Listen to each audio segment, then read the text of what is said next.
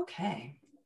Greetings, everyone. I'm pleased to see such a large turnout for the 2022 annual Dorothy and Edgar Davidson Lecture. This is a special year marking the 10th anniversary of Carleton's Religion and Public Life MA program. And we're especially honored to include Professor Oludamini Ogunnaike as part of this celebration, since his work is among those covered as part of the curriculum. I'm going to say a couple of brief words about the MA program and the Davidson Lecture Series before passing the virtual mic to my colleague, Mohammed Rustam, who will introduce our esteemed speaker with more detail and fanfare. First, I want to acknowledge the generosity of Dorothy and Edgar Davidson, who have made the lecture series on religion and public life possible. They enable us to broaden our horizons and expand the conversation for our students, faculty, and the general public. The past 2 years, we have dedicated the Davidson Lecture to exploring aspects of religion and public life as part of the MA program's 10-year anniversary. This one-year MA program focuses on investigating the intersection between religion and public life, broadly construed, and often involves interrogating those very terms and constructs. The MA features a small cohort, intimate and supportive learning environment for deep engagement with theoretical issues at the crux of our discipline across the spectrum of historical periods, linguistic boundaries, and cultural identities. For more information, please see the following link to our webpage, which includes testimony from alumni and a video recording of an information panel from last year. This session is being recorded. You can post your questions using the Q&A button anytime throughout the session, and we will pass the questions on to Professor Ogunnaike at the end of his talk. One final note, I want to humbly and graciously acknowledge that Carleton University occupies unceded territory belonging to the Algonquin Nation. May this symbolic act of recognition contribute in a small way toward reconciliation. Thank you all for your attention. I pass the floor to Professor Rustam. Well, thank you very much, Kim. It's a pleasure for me to introduce our speaker for this evening. Oludamini Ogunnaike is Associate Professor of African Religious Thought and Democracy at the University of Virginia.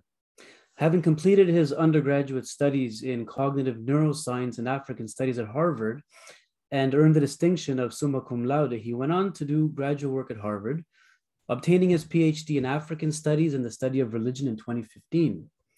Before taking up his current position at the University of Virginia in 2019, Professor Ogunnaike was a postdoctoral fellow in Islam and Africa at Stanford University and then assistant professor of religious studies at the College of William and Mary. He also serves on the Carleton Center for the Study of Islam's newly devised International Scholarly Advisory Board, and the center has a number of exciting events planned with him in upcoming years. Professor Ogunnaike is author of 2 books. I'm going to embarrass him now.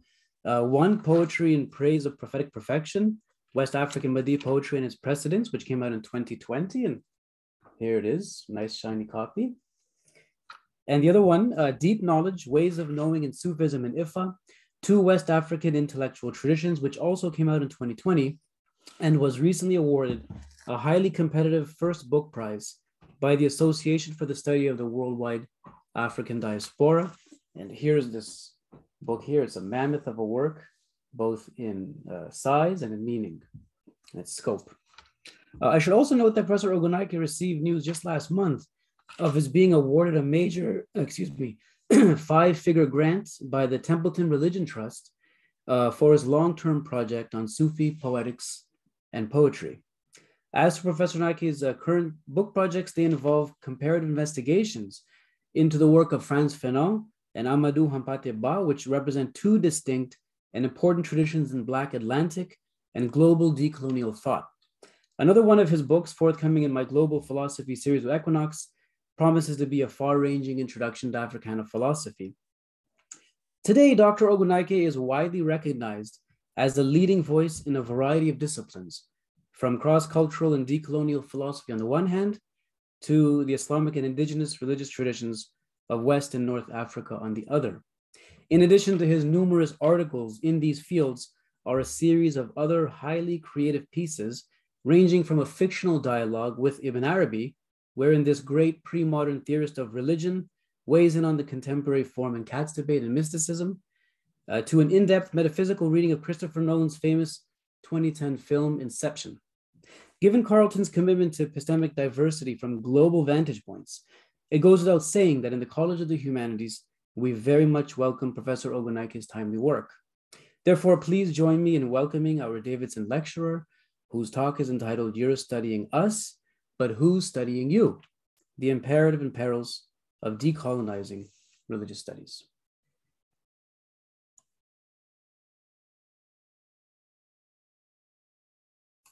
All right. Thank you so much, Professor Rostam, for that very, very kind, too kind, embarrassing introduction.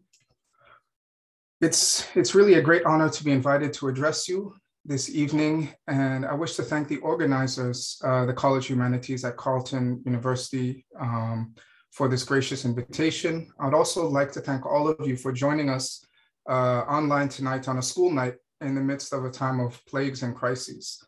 There are so many problems and issues that deserve our attention. So I thank you for sharing yours with us this evening, and I hope it will be worth your while. I'd like to dedicate my remarks tonight to my father, Dr. Babatunde Ogunnaike, my grandfather, Adeshiji Bomi Ogunnaike, and my great aunt, Mrs. Bisi Kafaru, who introduced me to decolonial perspectives long before I ever heard the term. One of the things that they did teach me was to respect the Onile, which in Yoruba means the first people to establish a relationship with the land where you live. And right now I'm speaking to you from the ancestral lands of the Leni Lenape. And so I wish to begin now with a few epigrams or guide quotes that will kind of serve to frame everything I'll be speaking about this evening. All right, so let me share my screen so we're all literally on the same page. All right. Can everyone see? All right. The first comes from the MacArthur Genius Grant winner and poet, scholar Fred Moten. I don't need your help. I just need you to recognize that this ish is killing you too, however much more softly. The next comes from great author David Foster Wallace. Says there's no such thing as not worshiping. Everybody worships. The only choice we get is what to worship. Pretty much anything you worship will eat you alive.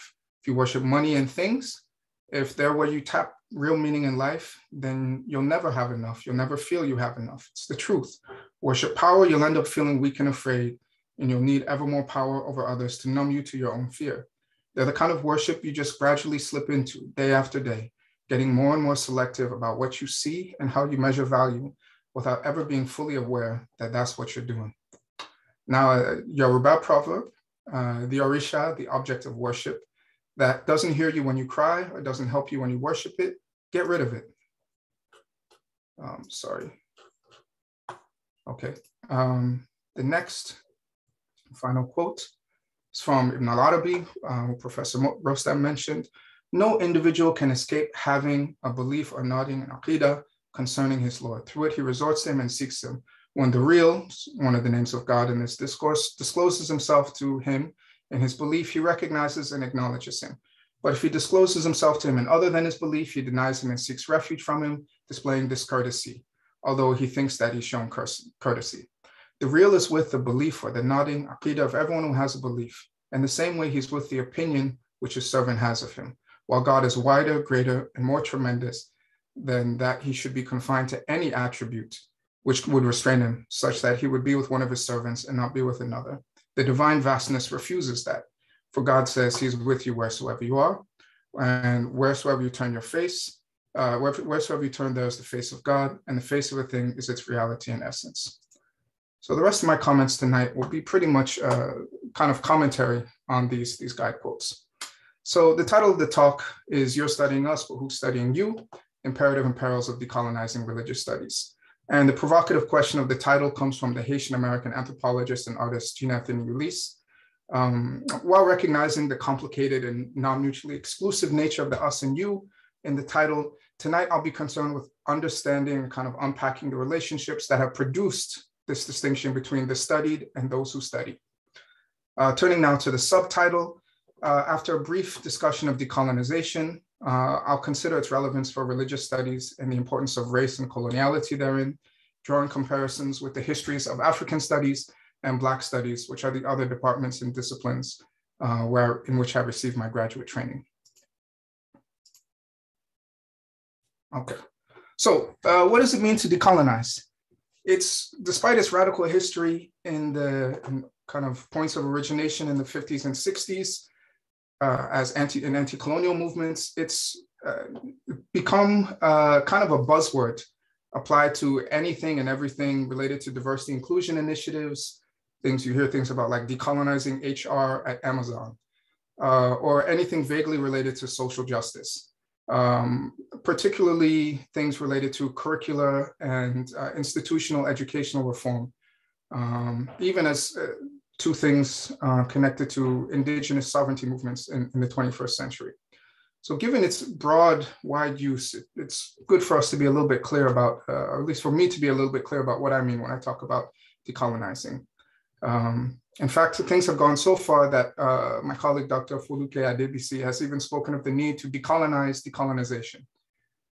Tuck and Yang, in the famous paper, Decolonization is Not a Metaphor, argue that the kind of widespread co-option of this term for anything vaguely related to social justice is part of a set of moves to innocence, whereby those privileged by colonial structures can alleviate their guilt and acquit themselves of responsibility without meaningfully challenging or changing these structures that privilege them in the first place.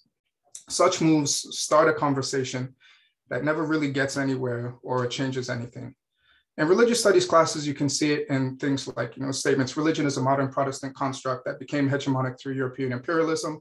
Okay, all right, back to business. Let's look at what Durkheim says about this, that, the other thing. So while Tuck and Yang reserved the term decolonization for the struggles for the repatriation of the land from settlers to indigenous people, on the African continent and in the diaspora, early anti-colonial writers like Frantz Fanon, Ngugi wa Thiong'o, Kwame Nkrumah, Pibitek, Walter Rodney, and many, many more, warned of and described the dynamics of neocolonialism, or what today is called coloniality, in which the same political, economic, social, and intellectual structures persist and are reproduced after the end of formal colonialism. That is, the players may change some, but the game stays the same. This is somewhat analogous to some of the problems with diversity and inclusion initiatives that want to diversify institutions without changing the structures that made them homogenous and hostile to quote unquote diversity in the first place. It's like wanting to plant mango trees in the tundra without changing the climate. That is, more specifically, there's a fine line and a slippery slope between diversity and inclusion and assimilation, and between assimilation and erasure. So as James Baldwin wrote, when white people talk about progress in relation to Black people, all they can mean and all they can possibly mean by the word progress is how quickly and how thoroughly I can become white. I do not want to become white. I want to grow up, and so should you.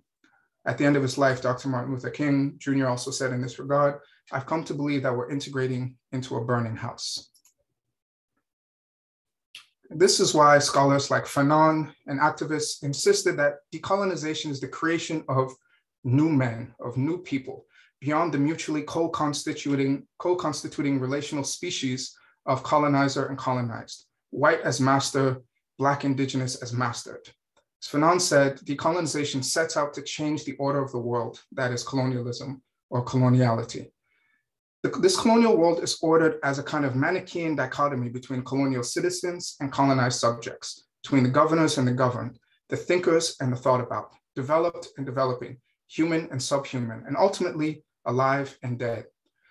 So when Fanon writes that Europe is literally the creation of the third world, it means that not only were Europe's riches produced by the same exploitation that produced the so-called third world's poverty, but also that the self-conception of Europe as the land of the elevation of the particular to the universal, as Hegel called it, or as the center or the end of history, relies upon the demotion of the rest of the world to the periphery of particularity and the past.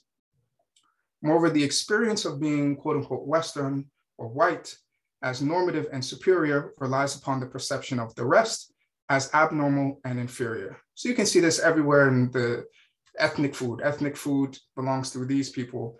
These foods don't have ethnicity. These people have accents. These people don't have accents. Clothing. Standard clothing is Western clothing. Non-standard or ethnic or whatever clothing belongs to other things. See this in everything from clothing to forms of governance to education. Formal education means modern Western style education. Everything else is religious training or informal education. And philosophy. As Du Bois wrote over a century ago in his still sadly relevant Souls of White Folk, but what on earth is whiteness that one should so desire it? Always somehow, some way, silently but clearly, I'm given to understand that whiteness is the ownership of the earth forever and ever, amen. Everything considered, the title of the universe claimed by white folk is faulty. It ought at least, though, to look plausible. How easy, by emphasis and omission, to make children believe that every great soul the world ever saw was a white man's soul, every great thought the world ever knew was a white man's thought, every great deed the world ever did was a white man's deed, every great dream the world ever sang was a white man's dream. In fine, that if from the world were dropped everything that could not be fairly attributed to white folk, the world would, if anything, be even greater, truer, and better than now. And if thus all be a lie, is it not a lie in a great cause? So thus colonial forms of knowledge and systems of education, as described by Du Bois, justify and make these structures of coloniality invisible and or seem natural and inevitable.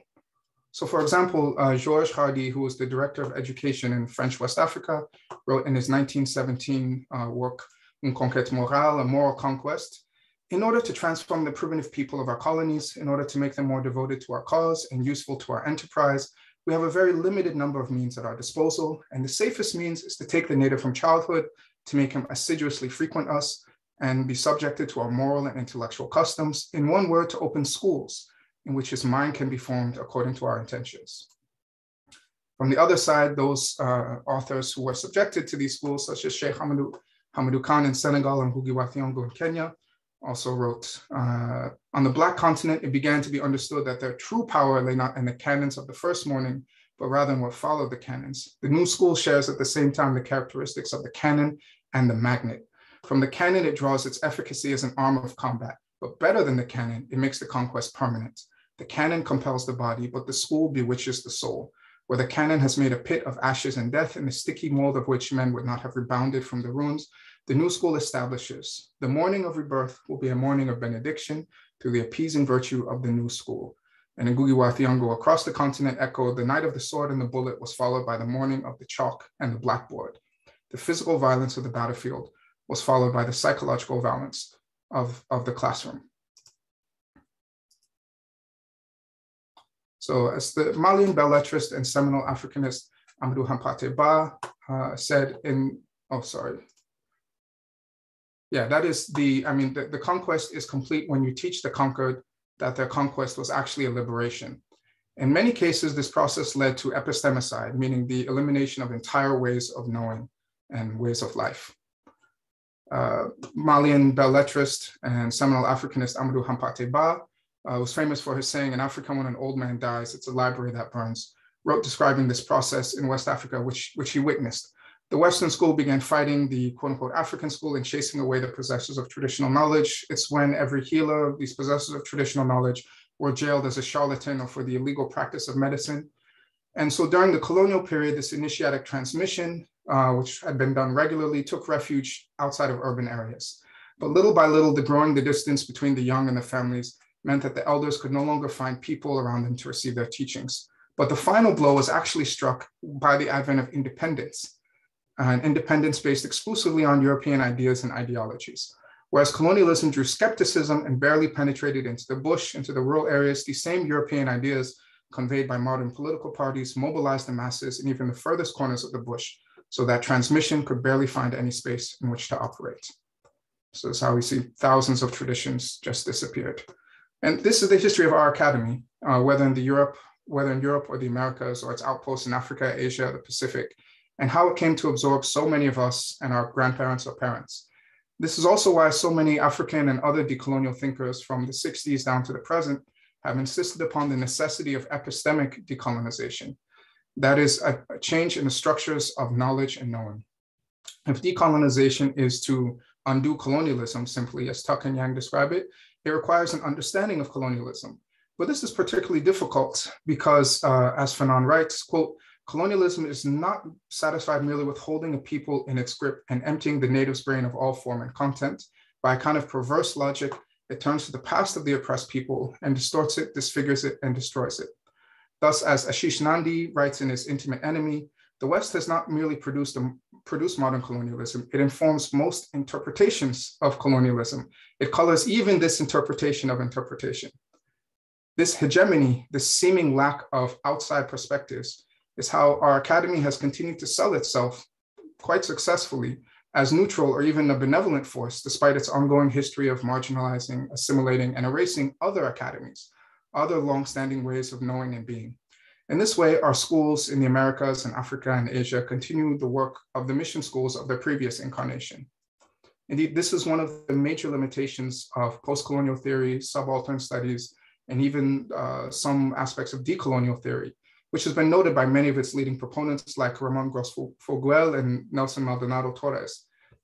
They rarely engage substantively with or base their epistemologies and critiques in the so-called indigenous traditions that operate outside of the Western Academy. Virtually all of the literature of decolonial theory is in European languages and genres, and most of its participants are professional academics. For example, decolonial theorists, and this has consequences. So for example, decolonial theorists commonly apply Louis Althusser's term knowledge production to indigenous traditions, despite the fact that in many of these indigenous epistemologies, knowledge is not produced, but rather bestowed, transmitted, or cultivated. But what does all this have to do with religious studies and race, if anything? So as the modern European imperial powers were conquering these other polities and people, the European academies, that is our academy, simultaneously racialized and religionized these conquered or combatant others.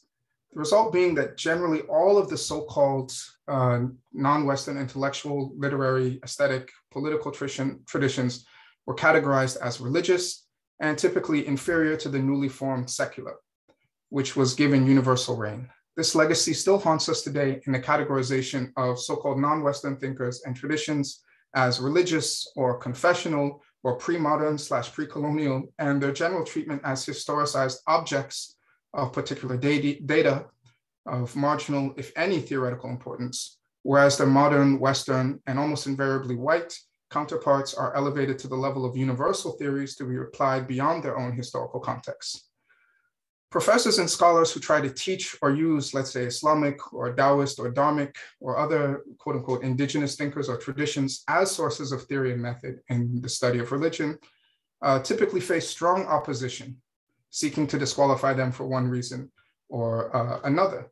Whereas the virulent white supremacy running through the works of the anthropologists, sociologists, historians, philosophers, and other scholars foundational to the study of religion not only doesn't disqualify them, but it's rarely reckoned with seriously.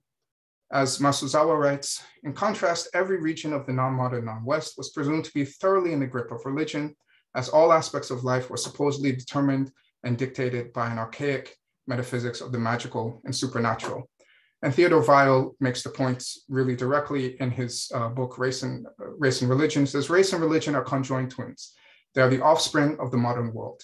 They share a mutual genealogy, and the category of religion is always already a racialized category, even when race is not explicitly under discussion. Vincent Lloyd, in his book, helpfully combines these two insights for us. It says, put more starkly, whiteness is secular and the secular is white. The unmarked racial category and the unmarked religious category jointly mark their others. Or to put it another way, the desire to stand outside religion and the desire to stand outside of race are complementary delusions, for the seemingly outside is in fact the hegemonic. But rather than mourn the extent of neoliberal hegemony, as contemporary critical scholarship has a habit of doing, remembering the religious or the theological, as the unmanaged religious is sometimes called, points to traditions of imagining otherwise. Now I want to come back to this. So given this kind of history, it should be, oh, oops. Oh, sorry, 1 second, I forgot. I lost my place here, sorry.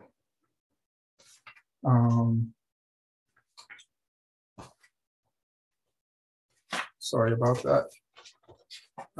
So basically that is some traditions are learning to interpret the world through some traditions is seen as graduate training, whereas learning to interpret the world through other traditions is seen as conversion or proselytization or religious.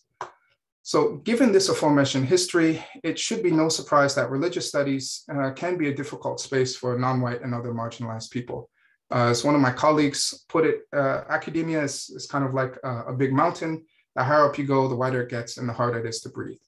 For many of us, the disciplinary formation of the academy is truly a kind of punitive disciplining of our divergence from what philosopher Charles Mills called the epistemic white normativity, meaning that for many of us, a significant part of our student and professional experience of our assimilation into the academy is, in the words of the Canadian poet and scholar Dion Brand, a kind of getting used to harm. So while the hashtag Black in the Ivory thread and website and Sarah Ahmed's new book, Complaint, are full of examples of this dynamic, I want to focus on its theoretical and methodological dimensions to make my point, and the ways in which thinking from any tradition categorized as non-Western or religious is still regarded as confessional or academically suspect. So after one of my first campus visits on the job market, a colleague confidentially told me that one member of the department at which I was interviewing was worried that I was too Muslim to teach Islamic studies there. Now I ask you, can you imagine someone being too French to teach French literature, or too much of a liberal or too much of a Marxist to teach political theory, or too African to teach African history? It's absurd.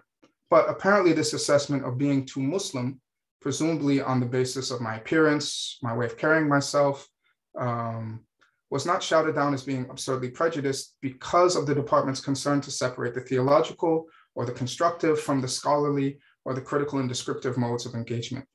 And perhaps the particular way I wore my Muslimness or Blackness was perceived as disposing me more to the former and less to the latter.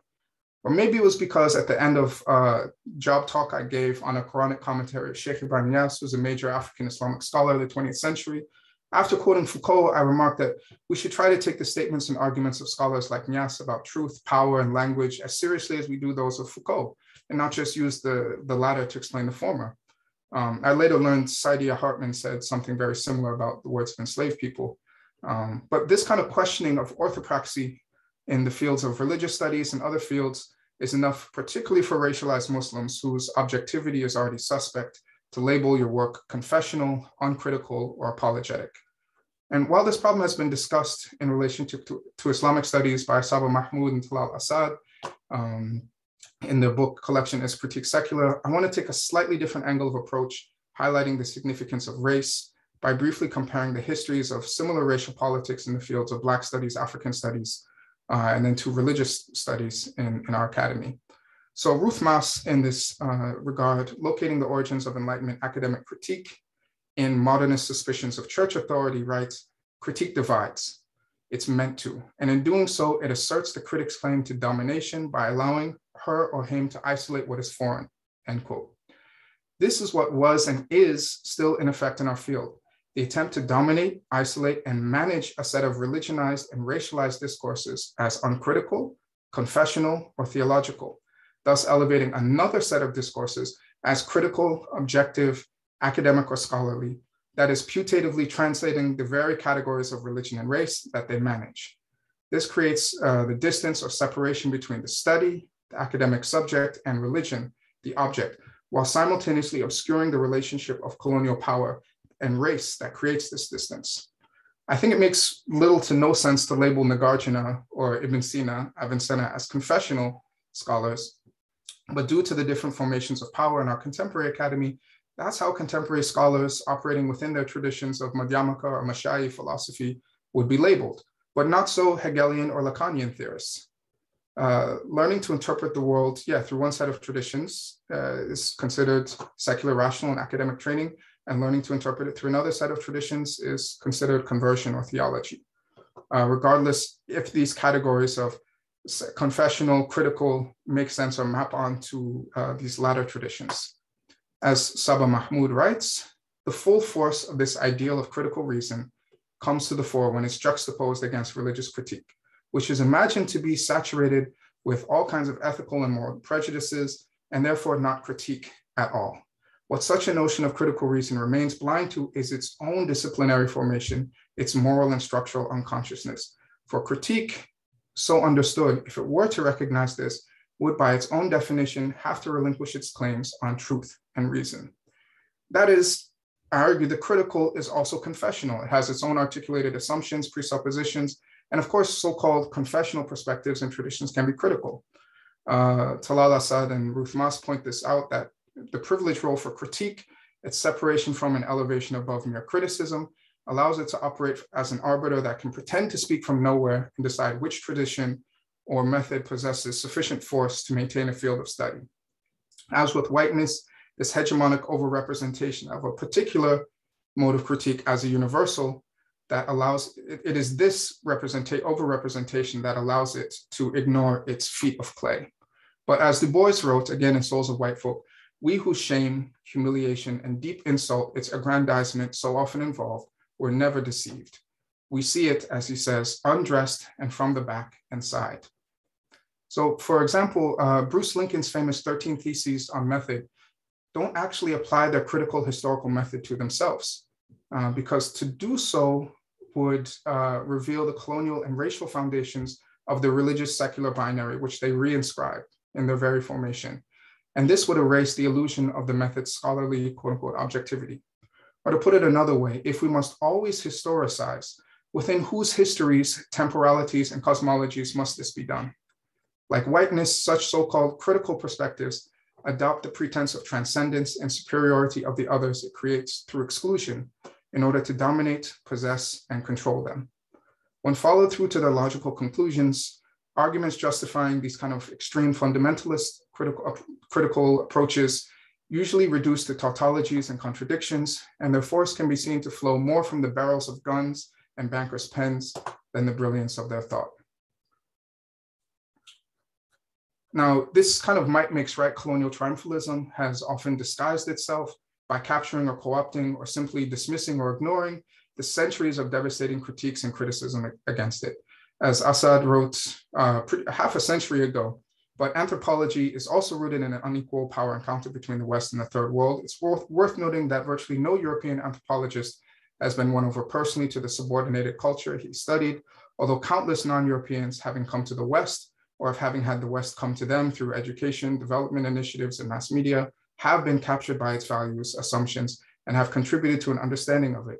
The reason for this asymmetry is the dialectic of world power. This is why Fanon insisted challenging the colonial world is not a rational confrontation of viewpoints. It's not a discourse of the universal, but rather the impassioned claim by the colonized that their world is fundamentally different. Okay, so now to compare this and see this in kind of comparative studies, there's similar topics emerged in African studies in Professor Jean Allman's 2018 address to the African Studies Association entitled #Herskovits Must Fall, a meditation on whiteness, African studies, and the unfinished business of 1968, which recounted the shameful racial politics of the still largely white-dominated field of African studies. Despite the fact that the serious study of African history in the US began with Black scholars like Carter G. Woodson working in segregated universities and community programs, the field of African studies has long been dominated by white scholars.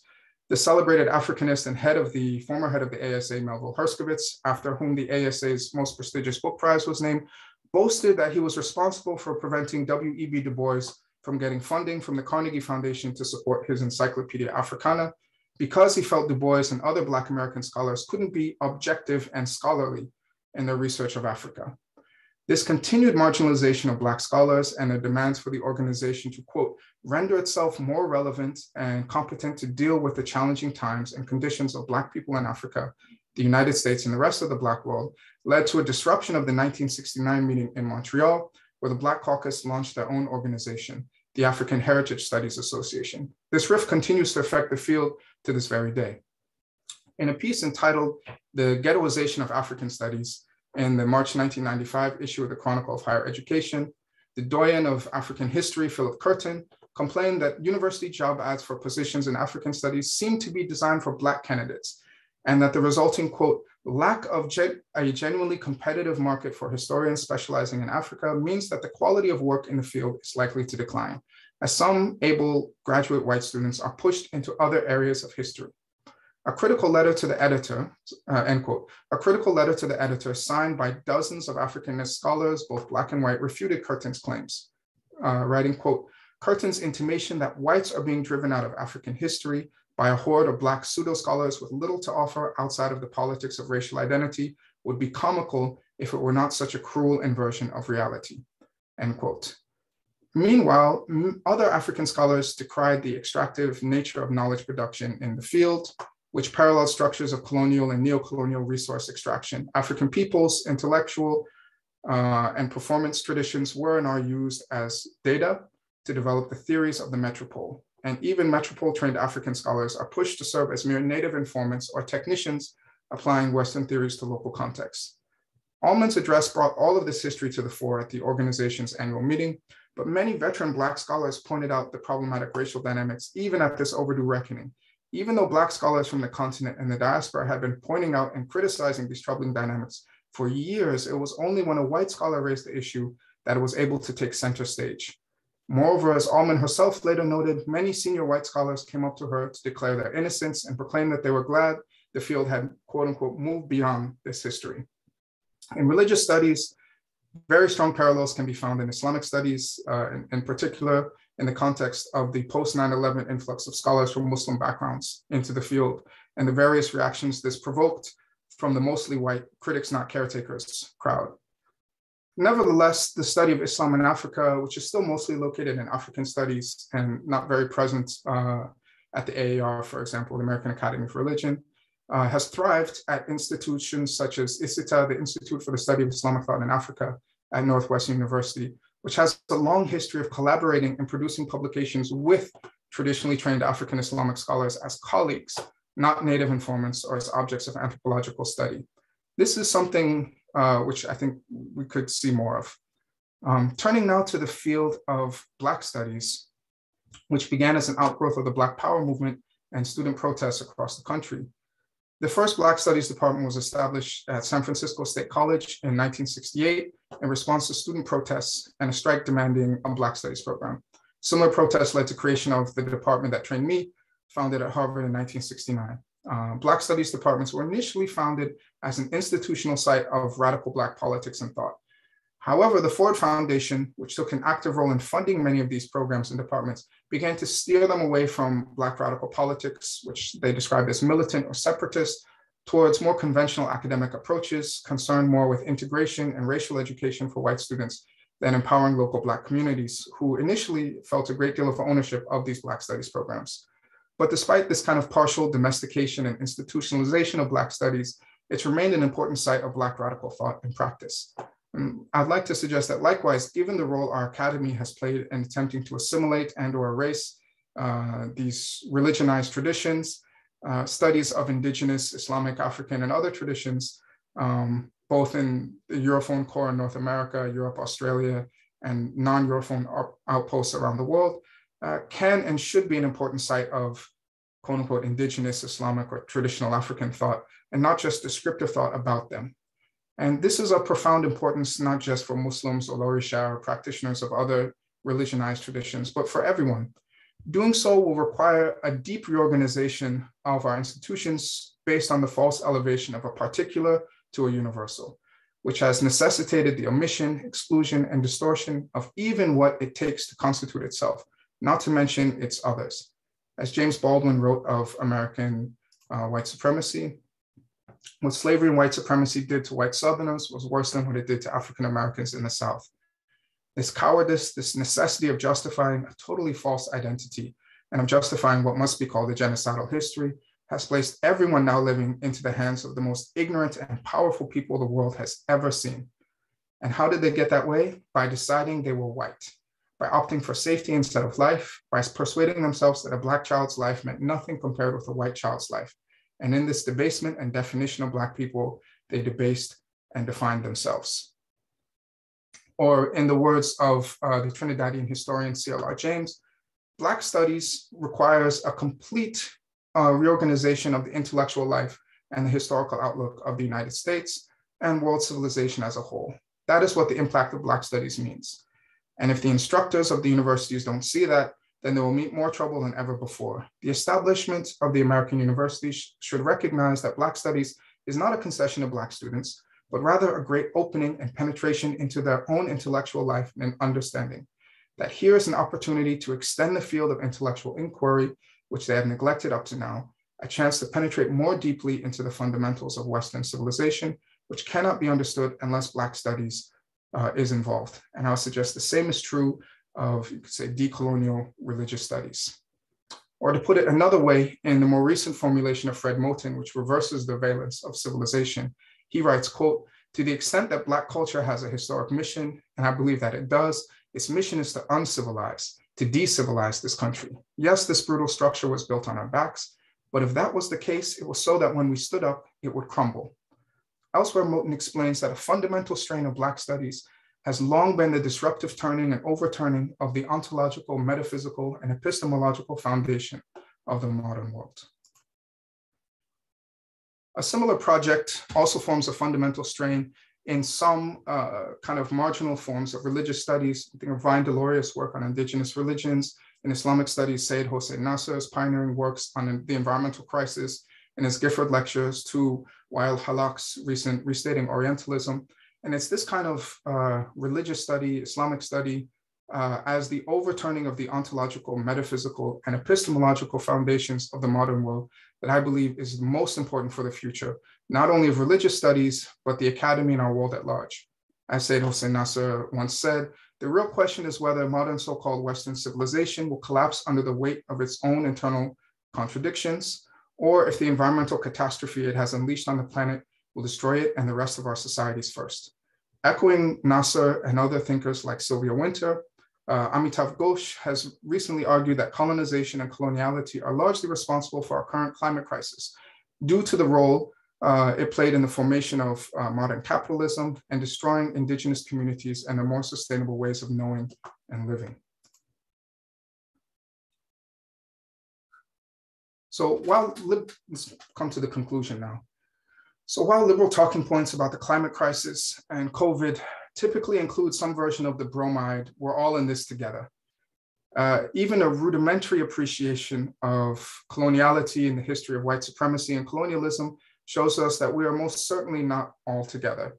The vast disparities in deaths and the widening health gaps between Black, Hispanic, Indigenous, and white Americans and Canadians, not to mention the gap in the availability of vaccines between the so-called developed and developing countries, illustrate how the pandemic's effects are shaped by coloniality. By all accounts, the climate crisis tends to affect those who have contributed to it the least, both domestically and internationally.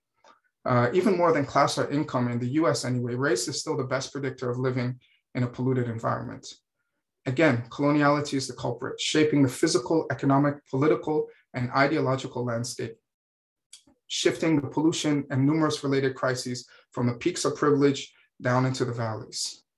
As decolonial activists and theorists have argued for over a century now, these social, political, economic, and even this social, political, economic, and even physical landscape is inseparable from the epistemic landscape that justifies and reproduces it. This colonial order of knowledge is in turn founded upon and maintained by the degradation, exploitation, marginalization, and exploitation of vast swaths of humanity, as well as the natural world. This is widely recognized in Black and decolonial studies, and even certain segments of African studies. As a result, scholars at the forefront of these fields are pushing for external or fugitive epistemological formations based on and inspired by their putative subject matter to work against the unjust epistemic practices of the academy and their concomitant social political formations. That is, I argue that we should reject the racial logic that renders some traditions confessional and others critical. The critical resists admitting to its confessional nature, that is, its assumed and often unarticulated metaphysics, ethics, politics, etc., in order to maintain its dominance. The secular/critical intellectual tradition is but one of many, and its recent hegemony of bloody purchase may give it more resources, but does not make it better or more true. This is what religious studies can and must learn from decolonial studies to overcome what Sylvia Wynter calls our reluctance to see a relationship so global in reach between the epistemology of knowledge and the liberation of people.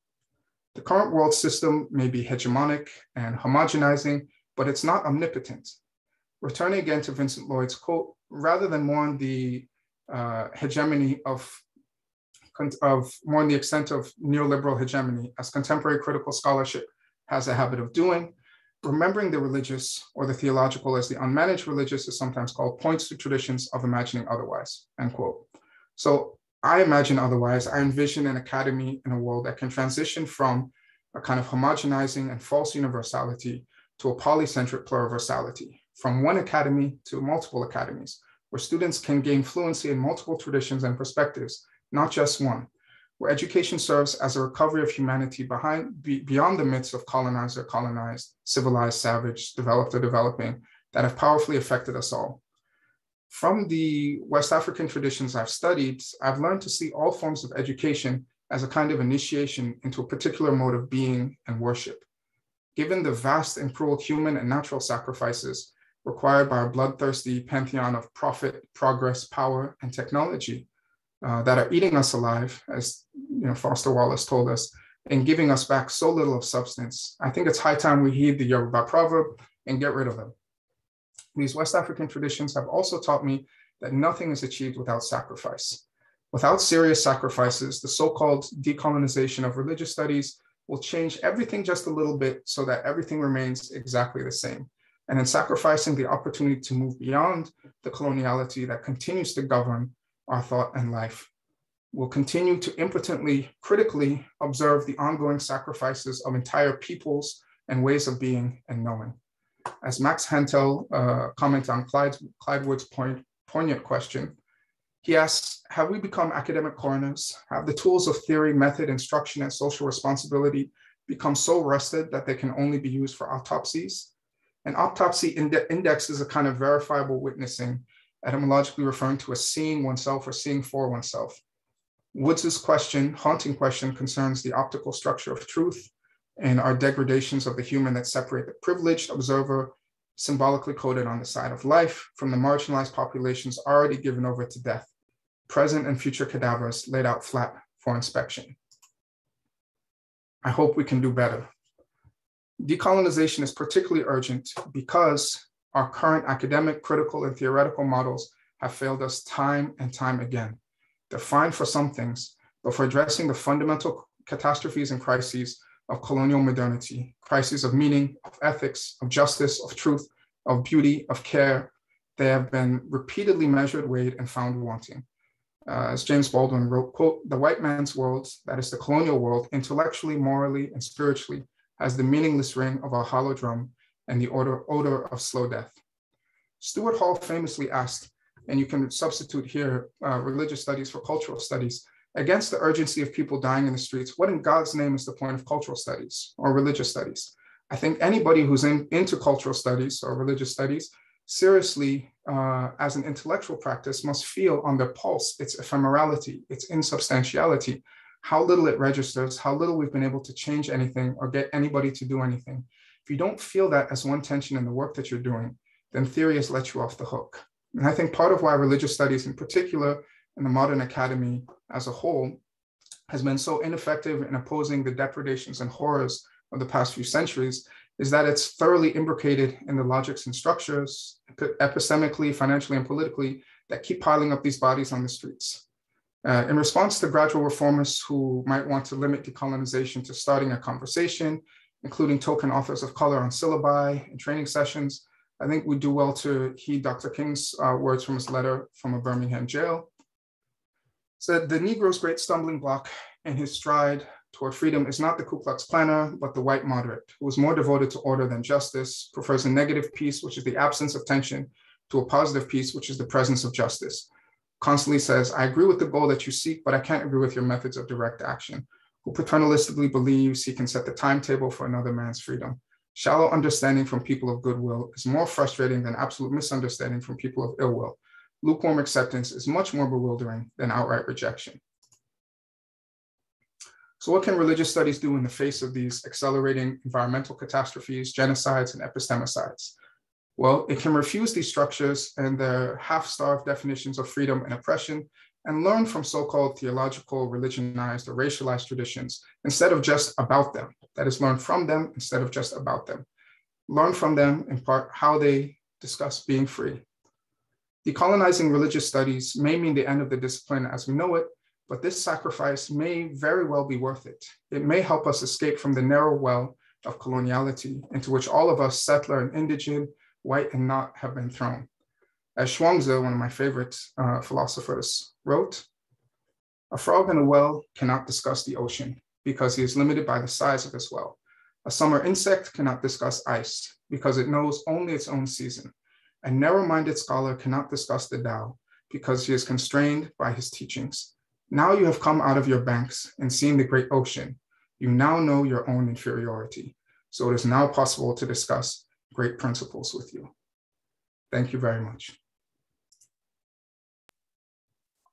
All right, very good. Thank you. That was an amazing lecture, Professor Ogunnaike. I really appreciate the time that you've taken to put into this talk and to really, break it down for us.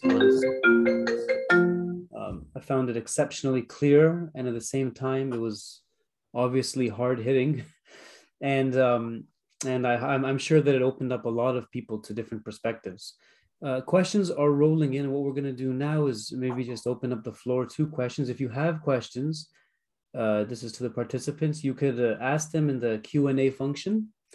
And in the meantime, I've got at least two in front of me here, and I see others are coming in. So let me just pose these two to you, and then the other ones we can address as they come along. So there are also some comments. One said, "Bravo, and thank you very much." All right, so here's the first question. It says, don't you think, one second, don't you think the way method and theory in the study of religion is taught should be radically overhauled? How can that happen? So there's actually three questions here. So let's ask we'll go with the first one. Should method and theory in the study of religion be overhauled? Radically overhauled? Do you think so? Oh, absolutely, yes. That's what the whole talk was essentially arguing for. The way theory and method is taught now, the theories and methods tend to come from a small set of discourses, which are historically European, and not only European, but tend to also be Eurocentric.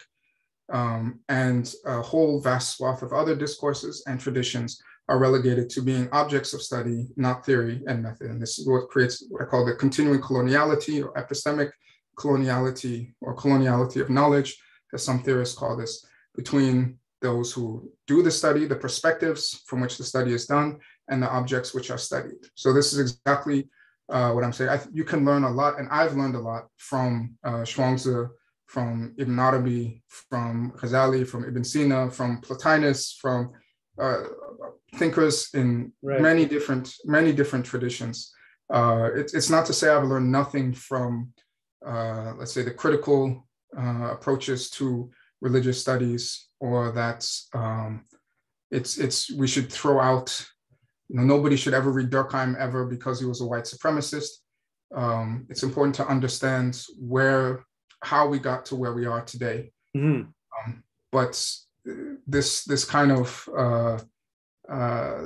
racial/religious litmus test that determines who gets in and who gets out, exactly, and what's considered neutral and what's considered confessional is I think intellectually undefensible, absolutely, morally undefensible, absolutely, and it continues to perpetuate the problems that we see around us today. Very good, thank you. So you kind of answered the second part of that question. So the third part of this first question, it says, what kinds of authors can be used to decolonize the dead old white man approach to religion?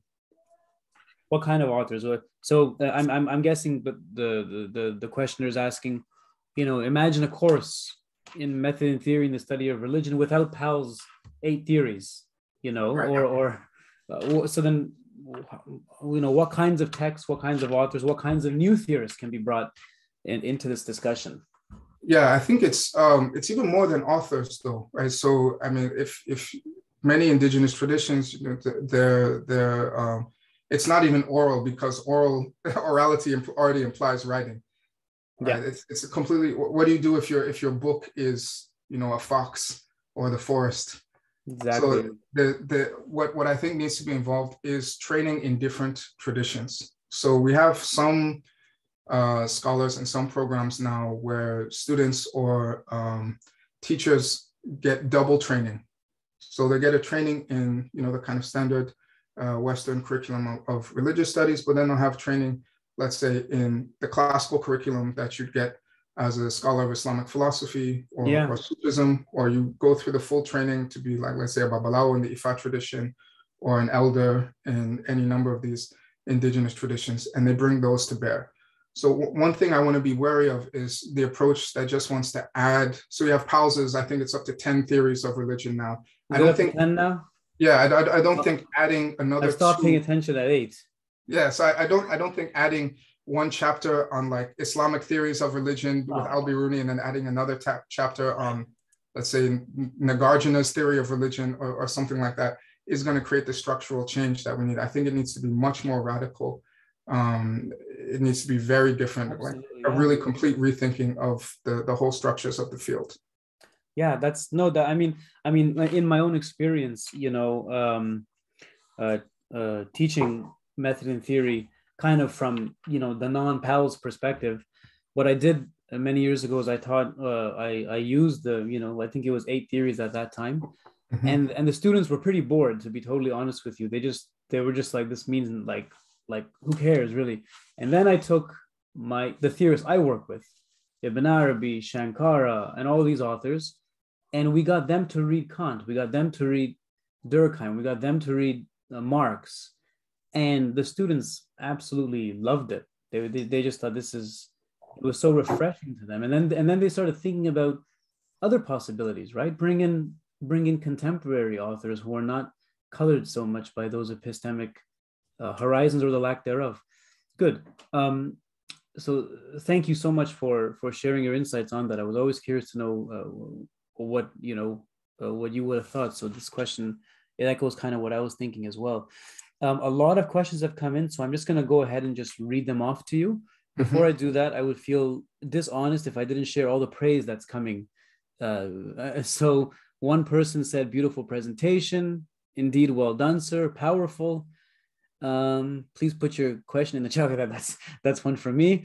An excellent provocative talk. Thank you so much for taking the time. That comes from Chris Jensen, our fellow colleague in our department. Well done. Thank you. Very good discussion. All very insightful. Much for consideration and further examination. Thank you for a wonderful lecture. Now, the questions. This comes from Kim Stratton. In your article From Theory to Theoria, you talk about non-Western epistemologies as their own form of theory comparable to Western theories. Can you expound on that for a bit for this audience? I think it is a really compelling idea that you raise in your work. Thank you. Yeah, so there's another article coming out soon in the Journal of Africana Religions. It's a great journal called From Theory to Theoria and Back Again. So basically, what does theory do? What is the function of theory? Theory allows us to generalize particular data, fit them into certain archetypes, recognize and organize patterns, do these kinds of things. And by almost any definition we give of theory, we can find this kind of intellectual work being done in so-called indigenous traditions, such as Ifa Orisha traditions in Nigeria, Haitian Vodou, in certainly in Islamic philosophy and Sufism, very easy to see in Dharmic thought, whether Indian or Buddhist, Jain, otherwise. There's theory going on here by any definition you give of it. What's interesting, though, I think, is in these traditions, they're often concerned with something that bears more of a family resemblance to the etymological origins of theory, which is theoria, which is a kind of contemplation of the divine, a state of eudaimonia, kind of blissful, happy, human flourishing, is I guess the best way to. So the purpose and function of the theorization, let's say if you're a Madhyamaka philosopher or a Zen practitioner or a Tijani Sufi, isn't just for the sake of categorizing, predicting, and controlling certain phenomena. You theorize in order to be happy, to have human flourishing, in order to have a better life. And so this notion, is, like I said, is the etymological origins of theory. It's present in ancient Greek, and then in the kind of Hellenistic tradition, Stoic tradition, Epicurean tradition, these kinds of things. So while I think you can find parallels to theory in most of these traditions that you look at, I mean, they can look very differently. They can look very different. So you kind of have to really know these traditions well to recognize what's going on and see the family resemblance. But there's also, I think, something more going on there. That's not just about categorizing, predicting, explaining, putting phenomena into a kind of explanatory framework. The purpose of that is a kind of transformation of the self. That's really important. That I don't think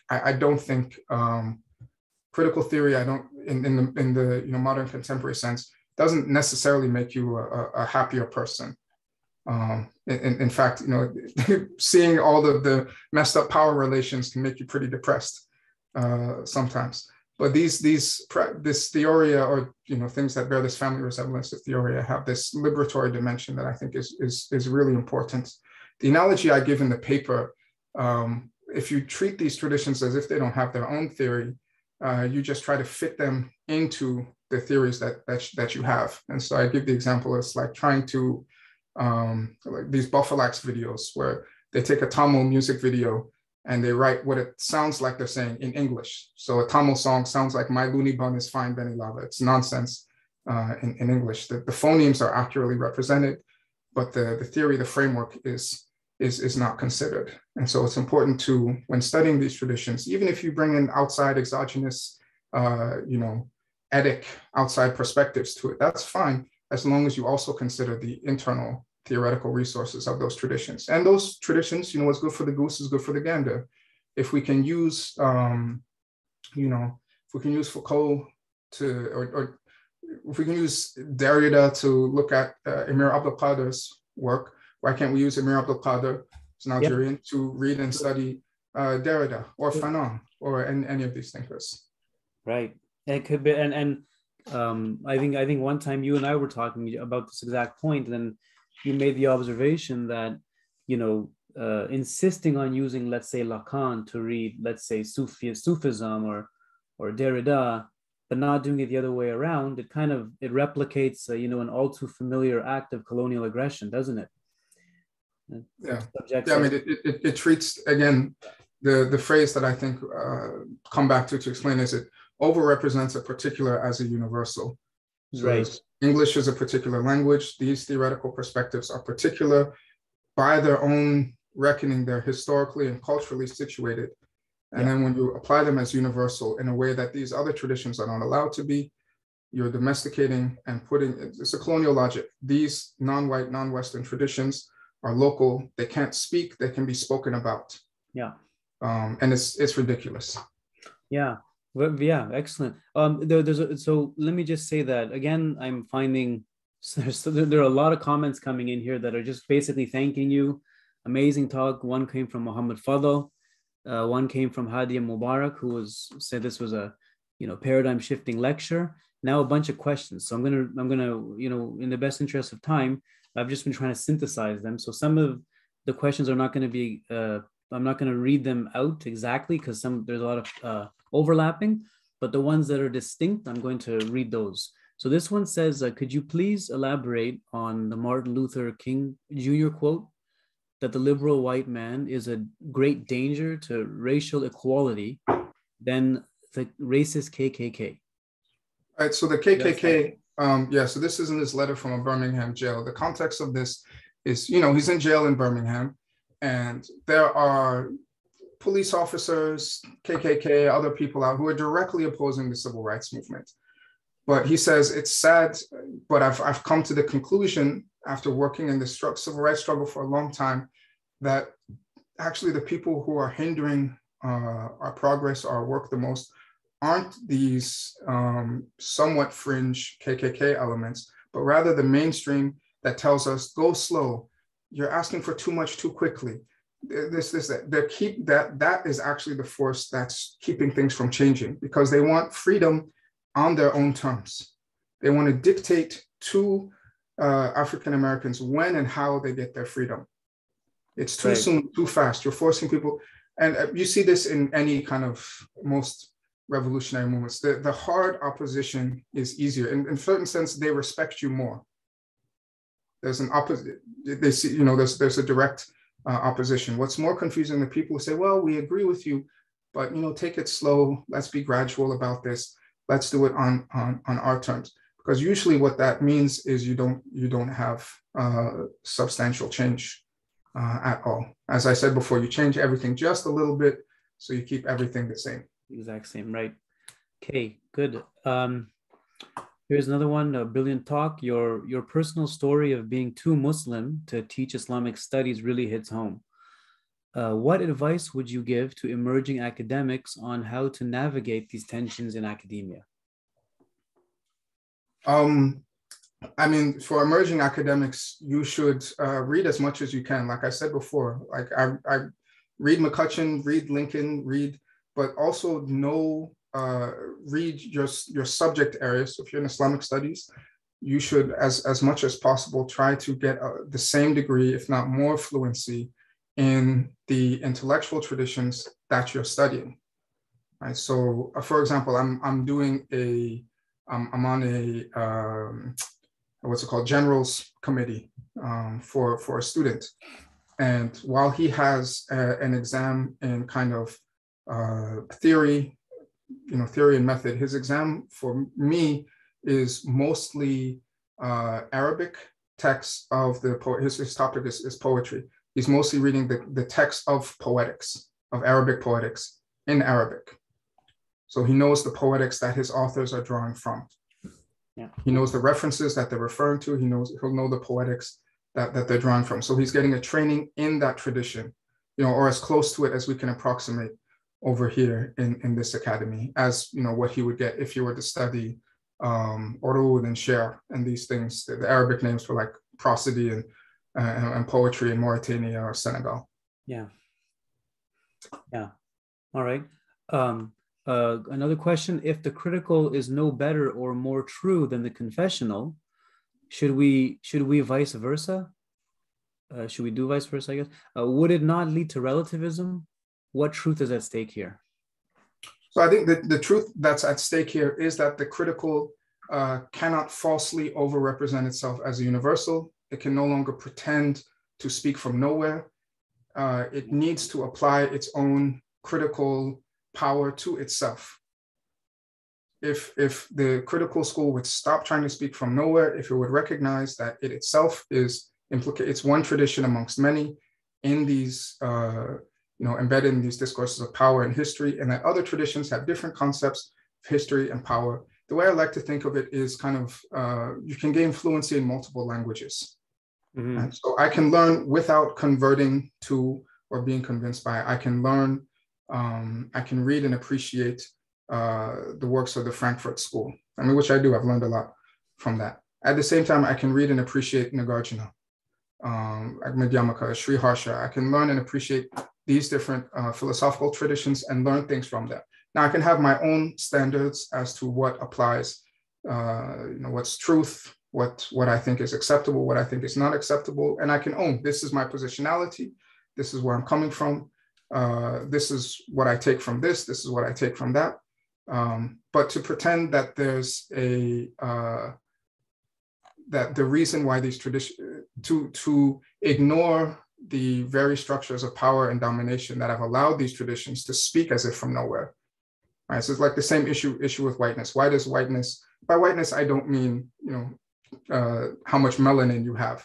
By whiteness, I mean the constructed category of colonial and racial privilege, the idea that some people transcend race and other people are raced. The notion that some people have some training can speak from nowhere and other people are always speaking from a limited position is, I think, intellectually absurd and indefensible. So what's at stake here is, I'm not saying that there's no truth claims, that there's relativism, but I rather take the view of, like Schwangse said at the end, or like Ibn Arabi said at the beginning, any of these perspectives don't totally capture reality, because other perspectives are part of reality as well too. So whereas, kind of the classic Western metaphor is of Plato's cave, that, reality is outside of the cave and we're just looking at the shadows. In the Chinese tradition, it's what I quoted to you as like the frog in the well.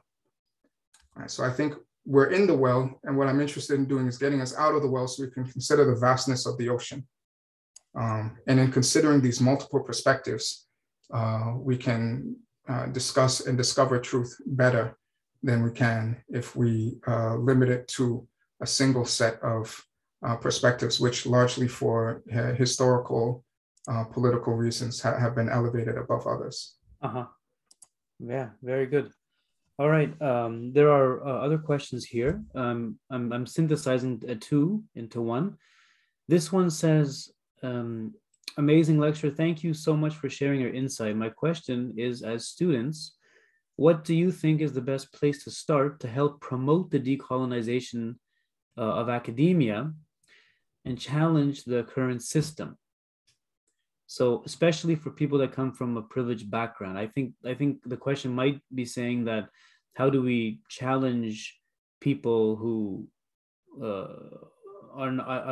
perhaps are not proponents of decolonization and who seem to come from privileged, maybe white backgrounds? I think that's what the question is asking. The question is where to start? Yeah, where to start, how to promote decolonization.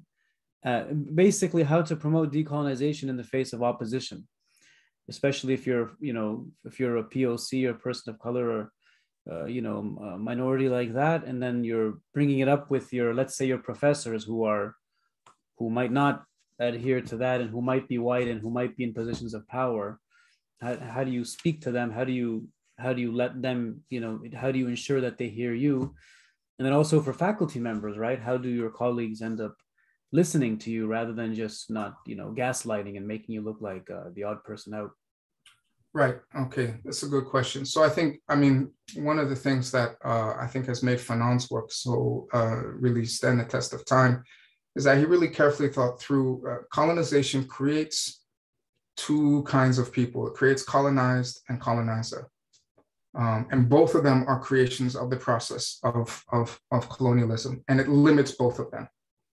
It limits both of them and what they both can become. So decolonization is not just for so-called marginalized people or people of color. It's just as important, if not in some ways even more important, for people privileged by it, who are limited by the illusion that their so-called canon is the only one, or the only one worth reading or understanding. So there's the epistemic argument that you make that, look, there's all this great stuff out there that's really relevant to whatever work it is you're trying to do, whether it's in philosophy of mind or even economics or all of these other things. Climate crisis, there's so much out there that's relevant that's just been excluded, dismissed, or marginalized without good reason. So that's the epistemic argument. There's the moral argument as well too. And then there's just the practical argument, like the way we've been doing things is not working. It's not working socially, it's not working politically, it's not working economically. It's particularly not working in regards to climate. It's not delivering on the promises that makes us. We need alternatives. Where are we going to look for alternatives? And all of these traditions that have been marginalized for one reason or another. And due to the fact that they have different epistemic bases, they provide different perspectives. And because they have different perspectives, you can see things that you wouldn't see if you're basing yourself somewhere else. So I think these are the kinds of arguments that you can make. But the larger point is, it can't just be about, I strongly believe it can't just be about diversifying syllabi or these things. So I think undoing the coloniality of knowledge and education is really important. That's what I was trying to argue in this lecture, but it can't just be limited to that. Yeah. Right? Part of the problem is, let's say, okay, you want to change the way in which things are taught. but you have to go beg from somebody else who disagrees with you. Why is that case? Why is there, there's, I mean, almost every religious studies department, I know there's a racial stratification of senior colleagues and junior colleagues, right? That's just the history of our field. And even if it's not racial, it's just in terms of training, methodology, approach. It's the actual institutions of social, political, and economic power that also determine coloniality that need to be undone, that need to be reshaped as well too, so that you don't even have to go beg somebody to allow you to change your syllabus or do this differently or do that differently. That is, decolonization can't just be, it can never just be a mental thing. It also has to be social, political, economic, etc. Yeah.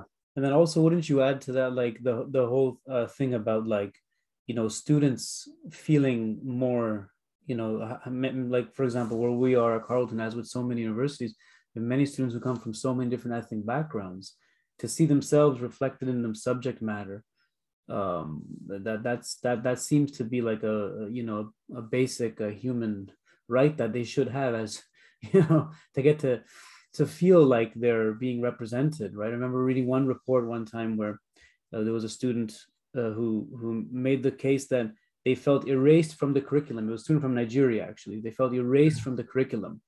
That's a horrible thing to feel as a human being, that you feel like you're not included and that somehow your traditions are not important, or they're not necessary, or they're not sufficient.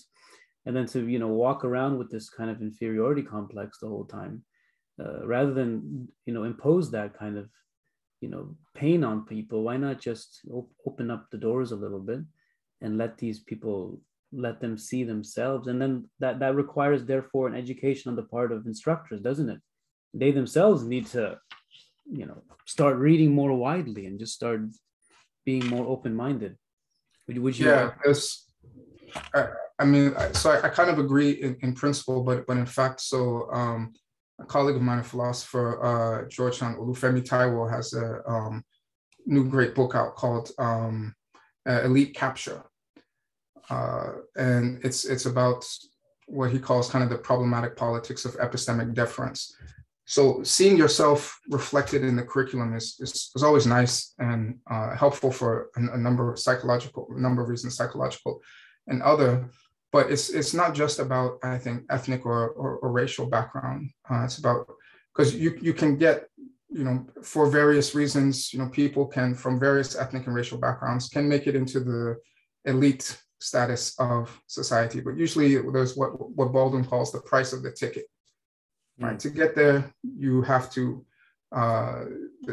think a certain way, speak a certain way, and by virtue of that elite status, you'll have a certain perspective on the world. What I'm talking about is more epistemic pluralism, which is connected. It's not entirely disconnected from, you know, backgrounds, you know, where your parents come from, where you come from, things like that. But it's not necessarily the same. And so one of the things about the hegemony of Western education, or, you know, sometimes people speak of liquid modernity. Now you can speak of liquid coloniality. Everywhere you go in the world, there's a certain elite that's gotten their training either from Oxford, Cambridge, Harvard, etc., or kind of local equivalents of that, who in many ways think and speak and do things in very similar ways.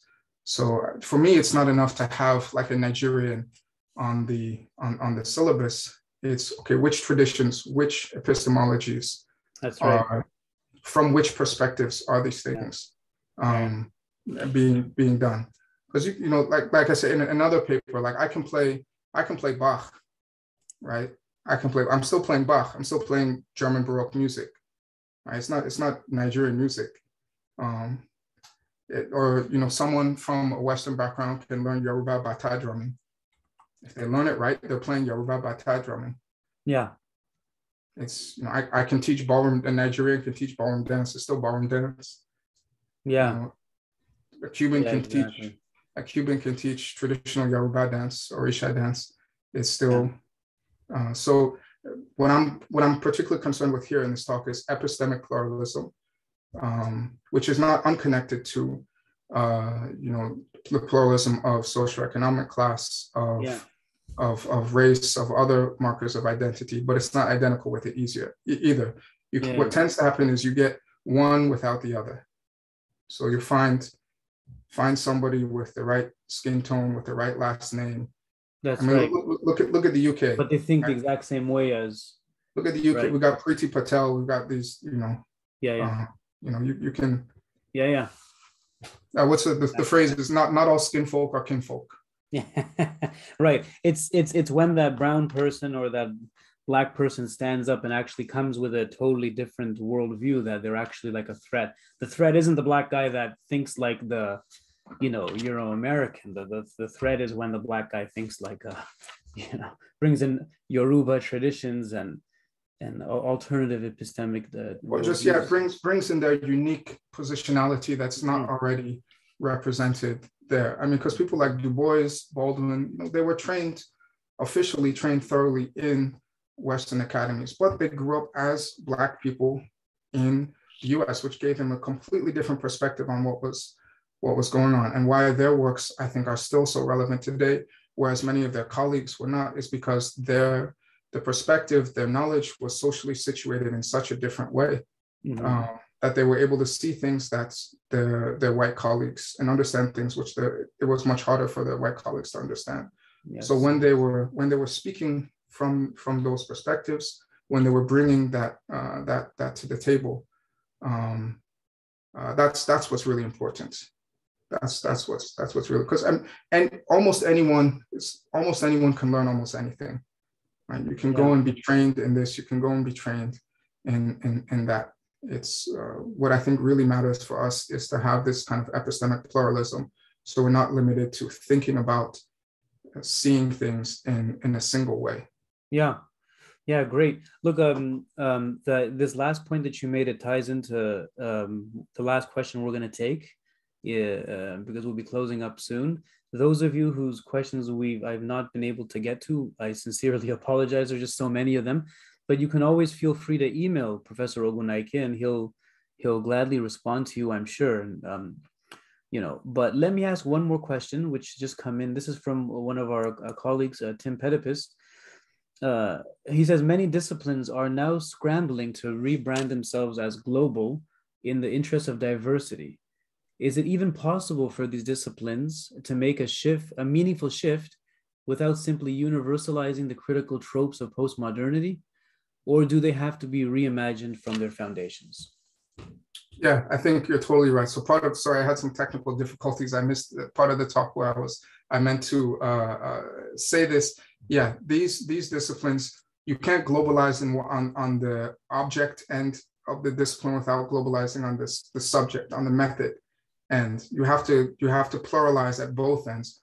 Otherwise, you reproduce the same troubling colonial dynamics that I've been discussing. I mean, there's loads of historical that's kind of the history of comparative religion and then critical study of religion. That's the history of our discipline. We've been globalizing and studying all of these different things without an equivalent or even remotely comparable globalizing or pluralizing of the theories and methods, the perspectives from which we conduct this study. So that, I think, does require a foundational reimagination, which is particularly difficult because that's a big transition. So for those of us at this time who are trying to do that, it's a huge burden, because what I think it requires is you have to know how we got here, which is you have to know the quote unquote classical origins of the discipline. You got to know Powell's theories of religions. You got to know all of that stuff and the critiques on it, and have a training outside of that as well too. And I saw in the questions here too, what do you do about all these traditions are all defunct or they've been killed by colonialism thing? That again is another kind of myth resulting from, so we think like if there aren't books on it in European languages, it doesn't exist, right? So people keep saying, oh yeah, the African religions, things that got called religions after they were conquered by Europeans, they're dead. They don't exist anymore. You go almost anywhere on the African continent, particularly outside of the major urban centers, things are alive and well and kicking. Some places more than others. But there are a number of traditions that are, even though colonialism has struck a huge blow to them, huge blow, they continue. They continue, and they can be learned, and they can be learned from. And I think it's vital that we do this for a number of reasons, not just because it's trendy, not just because it's cool. I believe it's the right thing to do epistemically. It gives us more intellectual resources. It allows us to be more honest.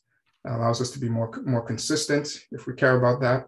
It also allows us, I think, to discover more. So again, I'm not saying throw away the critical thing. I'm saying throw away the critical's hegemony and pretending that it's talking from nowhere, and that is the only way to do things. It's not the only way to do things. There are many other ways of studying things, many other perspectives that can be thought from productively, and it's very important to do so. Otherwise, we'll continue to erase these things, and we'll continue to. I mean, the definition of insanity is you keep doing the same thing and you expect a different result. We just kept doing different variations of the same thing. I don't know if any of you have read David Chittister's Savage Systems, which you read that and it's discussed the history of how in South Africa, different traditions there were first denied the status of religion, and then when they were conquered, called religion, and then marginalized and categorized and studied. And it's easy to see because it's far away, but that's what our academy is doing right now. It's the same thing. We've been playing different variations of the same theme, and we expect different results. And it's not going to happen until we fundamentally change these structures. But again, these epistemic structures also, they can't just happen by themselves. They also have to lead to and be connected with changes in political, social, and economic structures as well too. You do one without the other, whatever advances you've made in that field are probably going to collapse. Right, excellent. Thank you, Oludamini. We could, spend the whole evening, I think, speaking to you, and but unfortunately, we have to end this session. I'm going to hand it over to my colleague Kim to say the final words. Yeah, hi, it's me again. I just want to say a very warm thank you to Professor Ogunnaike for such a thought-provoking and illuminating talk. You make a forceful and pressing argument that I sincerely hope, really sincerely, hope gains a wide audience and makes a difference to academia and Western colonial practices more generally. I take especially to heart your comments about the environmental degradation and exploitation, and it all, goes back to these epistemologies. You're so right on. Anyways, I know that we here will mull this over and think about ways to update our syllabi, our course offerings, and hopefully job positions to include more diverse epistemologies and points of view. So thank you again, enthusiastically. I also want to thank some people behind the scenes who made this event possible, starting with the Dean of FAS, Pauline Rankin. I also want to thank Swaropini Batula, Nick Ward, Patrick Champagne, and the team at OddFAS for all their help with putting this together and promoting it. And final thanks to Mohammed Rustam for fielding the questions and introducing the speaker and helping to organize this event as well. So thank you, Professor Ogunnaike, and everyone for attending tonight. So thank you. Yeah, goodbye and good night. Oh, and by the way, we're going to post this. It's going to be posted on the Religion and Public Life website. There is under Shauna, I think, posted the link a while ago. It's under the Religion and Public Life series. So you should be able to find it if you go to the Religion Department at Carleton and the Religion and Public Life, and there will be a post for the lecture series there. And we will try to have it up soon, early next week or by the end of next week if we can. So thank you, everyone. Okay, good night.